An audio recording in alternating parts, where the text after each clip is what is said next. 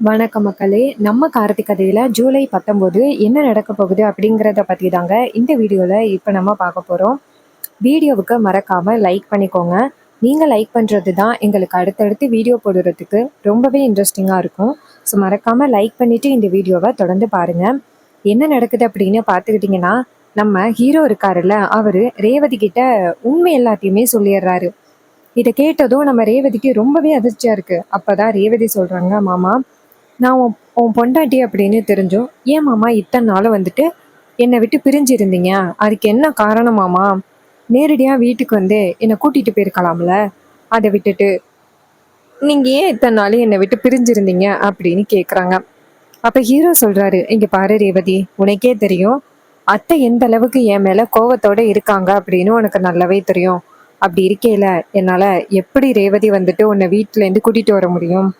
So உனக்கு வேற பழைய ஞாபகங்கள் வேற இல்லையா? நான் சொன்னா நீ எப்படி நம்புவ? அதனால தான் ரேவதி இத்தனை நாளும் நான் எதுவுமே சொல்லாம அமைதியா இருந்தேன். அப்ப ரேவதி சொல்றாங்க, இங்க பாருங்க மாமா, என்ன ஆனாலும் பரவாயில்ல, இனிமே நான் உங்களை விட்டு பிரியவே மாட்டேன். அம்மா என்ன சொன்னாலும் நீங்க வாங்க மாமா போலாம் அப்படின்னு. அப்ப ஹீரோ சொல்றாரு, இல்லை ரேவதி, ஒரு நிமிஷம் இரு. நான் இப்ப வந்தேன் அப்படின்னா வீட்டுல மிகப்பெரிய பிரச்சனை நடக்கிறதுக்கு வாய்ப்பு இருக்கு. நான் இப்போதைக்கு என்னால வர முடியாது ரேவதி. நிறைய ப்ராப்ளம்ஸ் இருக்கு. அது எல்லாத்தையும் முடிச்சாதான் ரேவதி நான் வீட்டுக்கு வரலாம். ரேவதி கேக்குறாங்க, ஏன் மாமா, நான் உங்களுக்கு முக்கியம் இல்லையா அப்படின்னு. ஹீரோ சொல்றாரு, ஐயோ ரேவதி, என்ன இப்படி சொல்ற? உனக்காக தான் இந்த ஊர்லயே நான் இருக்கேன். இல்லைன்னா நான் எப்போவோ என்னோட பிசினஸை பார்த்துக்கிட்டு என் ஊருக்கு போயிருப்பேன். நான் இங்க இருக்கிறதே உனக்காக மட்டும்தான். உன் கூட சேர்ந்து சந்தோஷமா வாழணும் அப்படின்னு தான் நானே எதிர்பார்த்து காத்துக்கிட்டு இருக்கேன். இங்க பாரு ரேவதி, நீ இப்போதைக்கு தயவு செஞ்சு கொஞ்சம் பொறுமையா இரு ரேவதி. ரேவதி சொல்றாங்க, மாமா, நீங்க சொன்னாதானே அம்மா கோவப்படுவாங்க. நான் போய் கேட்டா அம்மா கண்டிப்பா பதில் சொல்லி தானே ஆகணும். நான் போய் கேட்குறேன் அப்படின்னு. ஹீரோ சொல்றாரு, இல்ல ரேவதி, நீ போய் கேட்டியன்னா பெரிய பிரச்சனை வர்றதுக்கு வாய்ப்பு இருக்கு ரேவதி, கொஞ்சம் பொறுமையா இரு அப்படின்னு. அப்ப ரேவதி சொல்றாங்க, இல்ல மாமா, என்ன நடந்தாலும் பரவாயில்ல, நான் கண்டிப்பா அம்மா கிட்ட போய் கேட்க தான் போறேன். அம்மா கண்டிப்பா இதுக்கு பதில் சொல்லி தான் ஆகணும் மாமா அப்படின்ட்டு ரேவதி அந்த இடத்துல இருந்து கிளம்புறாங்க. இதை பார்த்துட்டு நம்ம ஹீரோ ரொம்பவே ஷாக் ஆகுறாரு. என்னடா இது, ரேவதி வந்துட்டு இப்படி கோவப்படுறாளே, அவளை வந்து எப்படி சமாதானப்படுத்துறது அப்படின்னு நம்ம ஹீரோவுக்கு பயங்கர குழப்பமா இருக்கு. அப்போ நம்ம ரேவதி இங்கேருந்து வீட்டுக்கு போறாங்க. அங்க போயிட்டு அவங்க அம்மாவை கூப்பிடுறாங்க. அப்போ ஈஸ்வரி அந்த இடத்துக்கு வந்துட்டு, என்னடியாச்சு, ஏன் இப்படி சத்தம் போட்டுக்கிட்டு இருக்க அப்படின்னு கேக்குறாங்க. அப்ப ரேவதி சொல்றாங்க, அம்மா, நான் எதுக்காக இப்படி சத்தம் போடுறேன் அப்படின்னு உங்களுக்கு தெரியாதா? இங்க பாருமா, என்கிட்ட ஏமா நீ அவ்வளோ பெரிய பொய் சொன்ன அப்படின்னு. அப்ப ஈஸ்வரி கேக்குறாங்க, ஏய், நான் உன்கிட்ட என்னடி பொய் சொன்னேன்? யாரு உன்கிட்ட என்ன சொன்னது? நான் உன்கிட்ட எல்லாம் எப்பவுமே பொய் சொல்ல மாட்டேன். யாராவது உன் அம்மாவை பத்தி உன்கிட்ட தப்பா சொன்னாங்களா? உன் அம்மா கண்டிப்பா அப்படி பொய் சொல்றவெல்லாம் கிடையாது அப்படின்னு. அப்ப ரேவதி கேக்குறாங்க, ஏமா, மாமா எந்த அளவுக்கு என் மேல காதலோட இருந்தாங்க, ஆனா நீ என்னையும் என் மாமாவையும் பிரிச்சு வச்சுட்ட. எனக்கும் அவருக்கும் கல்யாணம் ஆகிட்டுல்ல, ஏன் ரெண்டு பேரையும் பிரிச்சு வச்ச? ஏமா உனக்கு அவ்வளோ பெரிய கோவம்? ஏதோ 30 வருஷத்துக்கு முன்னாடி பாட்டி ஏதோ ஒரு தப்பு பண்ணிட்டாங்க, அதுக்காக வந்துட்டு இன்னமும் வந்து அந்த குடும்பத்தை நீ தண்டிக்கிறது எந்த விதத்துல நியாயம் அப்படின்னு. ஈஸ்வரி சொல்றாங்க, ஓ, அப்போ உனக்கு உண்மை தெரிஞ்சு போயிருச்சா? ரேவதி சொல்றாங்க, ஆமாம்மா, நீங்க வந்துட்டு எனக்கு உண்மை தெரியக்கூடாது அப்படிங்கிறதுக்காக மண்டபத்துல ஆல்பத்துக்காரன்ட்ட எல்லாருக்கிட்டையும் நீ சொல்லி வச்சிருந்த. ஆனா அதையும் மீறி எனக்கு உண்மை தெரிஞ்சிருச்சு பாத்தீங்களா?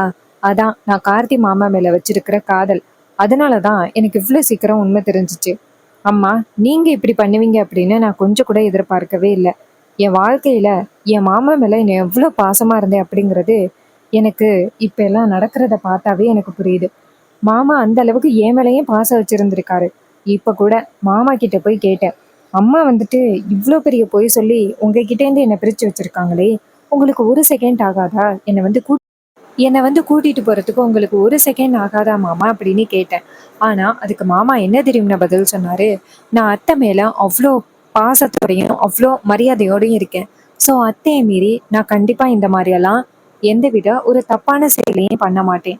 அத்தையா என்னை மன்னிச்சு என்னைக்கு வீட்டுக்கு கூப்பிடுறாங்களோ அன்னைக்கு தான் நான் உன்னை கல்யாணம் பண்ணி மறுபடியும் வீட்டுக்கு கூட்டிட்டு வருவேன் அப்படின்னு அவ்வளோ தைரியமா மாமா சொல்றாரு. அப்போ மாமா உன் மேல எவ்வளோ மரியாதையா இருக்காரு அப்படிங்கிறத கொஞ்சம் யோசிச்சு பாருமா. ஏமா நீ மட்டும் மாமாவை அப்படி பேசுற அப்படின்னு. இதை கேட்டதும் ரொம்பவே அதிர்ச்சி ஆகுறாங்க ஈஸ்வரி. ஈஸ்வரி சொல்றாங்க, இங்க பாரு, அவன் சும்மா ஒரு சில வார்த்தைகள் சொல்லிட்டான் அப்படிங்கிறதுக்காக நீ அவனை தலையில தூக்கி வச்சு கொண்டாடாத. அவன் எப்படிப்பட்டவன், அவன் பேக்ரவுண்ட் என்ன அப்படிங்கிறது எல்லாமே எனக்கு தெரியும். நீ தேவையில்லாம அவனுக்கு சப்போர்ட் பண்ணாத ரேவதி. அவன் கூட நீ போன அப்படின்னா கண்டிப்பா உன்னால கடைசி வரைக்கும் சந்தோஷமா இருக்கவே முடியாது. எங்க அம்மா அந்த குடும்பத்தை நம்பிதான் போனாங்க. கடைசியில எங்க அம்மா மேல அவ்வளோ பெரிய திருட்டு பட்டம் விழுந்தும் அந்த பரமேஸ்வரி அப்படியே வேடிக்கை பார்த்துக்கிட்டு நின்றுகிட்டு இருந்தா. என் பொண்ணு இந்த மாதிரி பண்ணியிருக்க மாட்டா அப்படின்னு அத்தனை பேருக்கு முன்னாடி ஒரே ஒரு தடவை சொல்லியிருந்தா இன்னைக்கு உன் பாட்டி உயிரோட இருந்திருப்பாங்க. எங்க அம்மா ஏன் கூட இருந்திருப்பாங்க. ஆனா அப்படி எதுவுமே நடக்கவே இல்லை. அது எல்லாத்துக்கும் யாரு தெரியுமா காரணம்? அந்த பரமேஸ்வரி தான். அப்படிப்பட்ட அந்த குடும்பத்துக்கு ஒன்று அனுப்புறதுக்கு நான் கண்டிப்பா அனுமதிக்கவே மாட்டேன். என் பொண்ணு போயிட்டு சந்தோஷமா இருக்கணும். ஸோ அப்படி இருக்கையில என்னால கண்டிப்பா நான் அனுமதிக்கவே முடியாது அப்படின்னு சொல்லிட்டு பேசுறாங்க. இதையெல்லாம் கேட்டுட்டு ரொம்பவே அதிர்ச்சி ஆகுறாங்க நம்ம ரேவதி. ஏம்மா, பழைய விஷயங்களை அதே திரும்ப திரும்ப பேசிக்கிட்டு இருக்கியே, அப்படி பழைய விஷயங்களை திரும்ப திரும்ப பேசுறதுனால எல்லாம் சரியா வந்துரும் அப்படின்னு நினைக்கிறியா? இங்க பாரு, நாங்க வாழ வேண்டிய வயசு, எங்களுக்கு கொஞ்சம் விட்டியன்னா நல்லா இருக்கும். நானும் மாமாவும் சேர்ந்து சந்தோஷமா இருப்போம். நீ எங்களுடைய சந்தோஷத்தை கெடுக்கிற அப்படின்னு. இதை கேட்டதும் ரொம்பவே அதிர்ச்சி ஆகுறாங்க ஈஸ்வரி. இங்க பாரு, உனக்கு பேசுறதுக்கு இப்படி யாரடி அனுமதி கொடுத்தது அப்படின்னு. அதுக்கு ரேவதி சொல்றாங்க, யாரம்மா அனுமதி கொடுக்கணும்? இது மாதிரி என் வாழ்க்கைய பத்தி நான் பேசுறதுக்கு எனக்கு உரிமை இல்லையா? இங்க பாரு, என்ன ஆனாலும் பரவாயில்ல, நான் என் மாமா கூட சந்தோஷமா இருக்கணும். இப்போ நீங்க எங்க 2 பேரையும் சேர்த்து வைக்கணும் அப்படின்னு கேக்குறாங்க. உங்களோட அனுமதி இருந்தாதான் மாமா என் கூட சேர்ந்து வாழ்வேன் அப்படின்னு சொல்றாரு. ஸோ நீங்க சொன்னா மட்டும்தான் மாமா சரின்னு சொல்லுவாரு. இப்போ நீங்க எங்களுக்கு அனுமதி கொடுக்க போறீங்களா இல்லையா அப்படின்னு கேக்குறாங்க. இதை கேட்டதும் ஈஸ்வரி ஷாக் ஆகி, என்ன ரேவதி, உன் இஷ்டத்துக்கு பேசிக்கிட்டே இருக்க, இது எல்லாத்தையுமே நான் கேட்டுக்கிட்டு இருப்பேன் அப்படின்னு நினைக்கிறியா? இங்க பாரு, அந்த டிரைவர் பையனோட என்னைக்குமே நான் உன்னை சேர்த்து வைக்கவே மாட்டேன். நீ இப்படி பேசுறதுனால அதுல எந்தவித பிரயோஜனமும் இல்லை. இங்க பாரு, அந்த டிரைவர் பையன் கண்டிப்பா உன்னை நல்லபடியா பாத்துக்க மாட்டான் அப்படின்னு. அப்போ ராஜா, ரோஹிணி எல்லாரும் அந்த இடத்துக்கு வராங்க. அப்போ ராஜா கேக்குறாரு, ஈஸ்வரி, அதான் உன் பொண்ணுக்கு எல்லா உண்மையும் தெரிஞ்சு போச்சு. இன்னமும் ஏன் நீ அவளை உன் கண்ட்ரோல்ல வச்சிருக்கணும் அப்படின்னு நினைக்கிற? உன் பொண்ணு சந்தோஷமா இருக்கணும் அப்படின்னா அது கண்டிப்பா என் மாப்பிள்ள கூட தான் சந்தோஷமா இருக்கலாம்.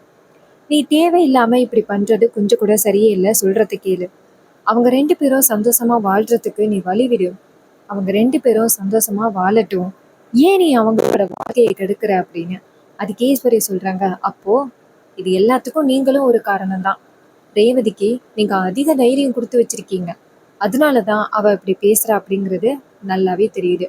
நீங்க பண்றது கொஞ்சம் கூட சரியில்லை. நீங்க எனக்கு தான் சப்போர்ட் பண்ணி இருக்கணும் அப்படின்னு. அதுக்கு ராஜா சொல்றாரு, ஈஸ்வரி, இது வரைக்கும் நான் உனக்கு தான் சப்போர்ட் பண்ணிக்கிட்டு இருந்தேன். ஆனா நீ எப்ப நம்ம பொண்ணோட வாழ்க்கையவே கேள்விக்குறி ஆக்குறதுக்கு பாத்தியோ, அப்பவே இதுக்கப்புறமும் உனக்கு சப்போர்ட் பண்ணக்கூடாதுன்னு முடிவு பண்ணிட்டேன்.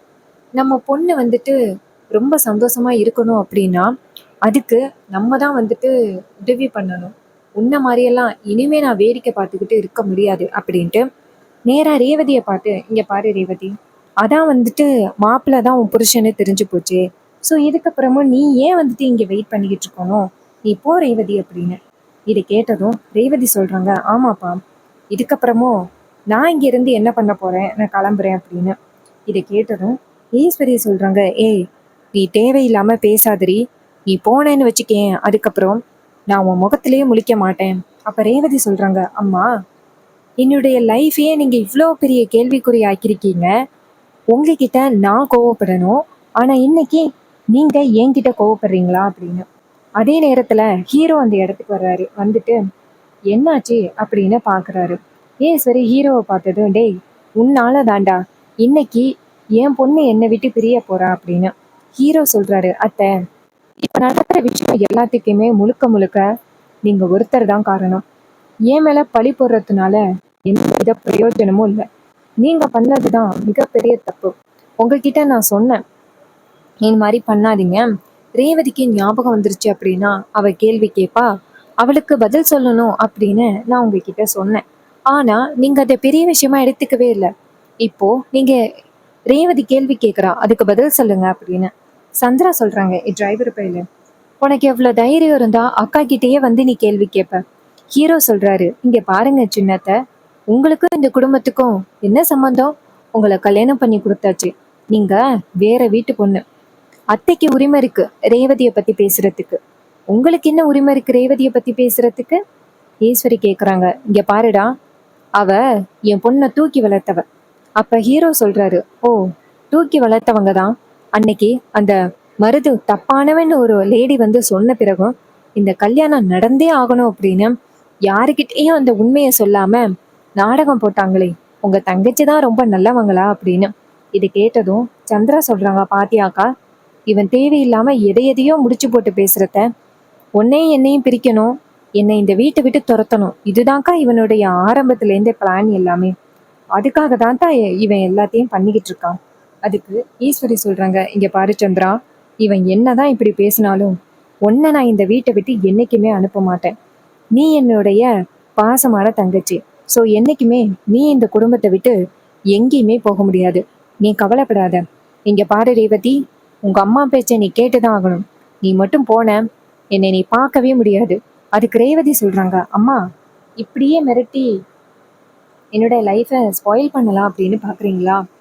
என்ன ஆனாலும் பரவாயில்ல, நான் என் மாமா கூட இந்த வீட்டை விட்டு போக போறேன். நீங்க மட்டும் தனியா இருங்க அப்படின்னு நேரா அவங்க அப்பாவை பார்த்து, அப்பா, நான் எடுக்கிற முடிவு உங்க எல்லாரையுமே மீறி தான் எடுக்கிறேன். ஆனா என்னுடைய எதிர்காலம் எனக்கு ரொம்ப முக்கியம். நான் என் மாமா கூட சேர்ந்து ஹாப்பியா வாழணும். இதுக்கப்புறமும் என்னோட வாழ்க்கைய ஸ்பாயில் பண்ணிக்க விரும்பல. அப்பா, நான் இப்படி முடிவெடுத்ததுக்கு என்னை மன்னிச்சிருங்க. அம்மாவுக்கு இதுல முழு சம்மதம் இல்லை அப்படிங்கிறது எனக்கு நல்லாவே தெரியும். ஆனா எனக்கு என்னுடைய எதிர்காலம் முக்கியம்.